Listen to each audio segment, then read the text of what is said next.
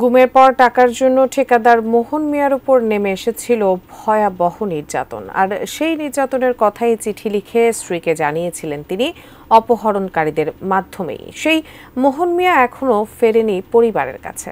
কোথায় আছেন, কেমন আছেন জানেন না পরিবারের কেউ।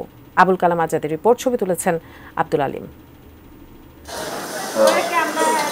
মিরপুর ২ নম্বর সেকশনের চ ব্লকে সেদিন নিজ বাসার সামনে দাবা খেলা দেখছিলেন জমশের আলী। কিছু সময় পর তার পাশের দোকানে এসে চায়ের অর্ডার দেন ছেলে মোহন মিয়া। হঠাৎ আইন শৃঙ্খলা বাহিনীর পরিচয়ে সাদা পোশাকে কিছু লোক সেখানে বাবার সামনে থেকে ঠিকাদার মোহনকে একটি মোটরসাইকেলে তুলে নিয়ে যায়। সিসি ক্যামেরার ফুটেজ বলছে ২০১৮ সালের ১০ জুন রাত ১৫:১১টার দিকে মোহনদের বাসা থেকে কিছু দূরে একটি সাদা মাইক্রোবাস এসে থামে।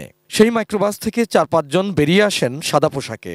কিছু সময় পর একটি মোটরসাইকেলে র্যাবের পোশাক পরা দুজন এসে সাদা পোশাকধারী একজনের সাথে কথা বলে চলে যায়। সিসিটিভি ফুটেজে দেখা যায় সেই সাদা পোশাকধারীদের সাথে কথা বলতে বলতে হেঁটে যাচ্ছিলেন মোহনের বাবা জমশের আলী। স্যার, আমার ছেলেটা আপনি কই নিলেন?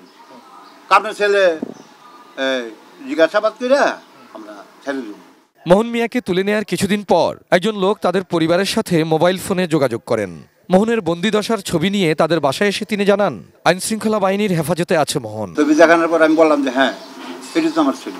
ওইখান থেকে নিচে 245 টাকার ওষুধ, পরের দিনে নিচে 170 টাকার ওষুধ আর একটা গঞ্জি, একটা গামছা। মোবাইলের ভিতরে আমার ছেলে যে লেখছে চিঠি, একটা আমাকে চিঠি দেন।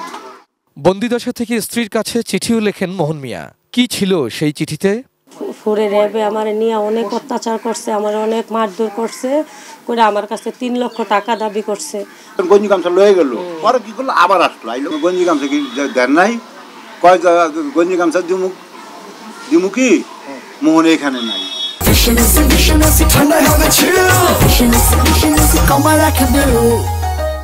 মোহনের সন্ধান নিয়ে আসা সেই লোকের পরিচয় জানতে তার সিমের রেজিস্ট্রেশন ফর্মের একটি কপি সংগ্রহ করে ভুক্তভোগী পরিবার। সেখানে তার নাম হাফিজুর রহমান, র্যাবের পোশাক পরা ছবি ছিল তার।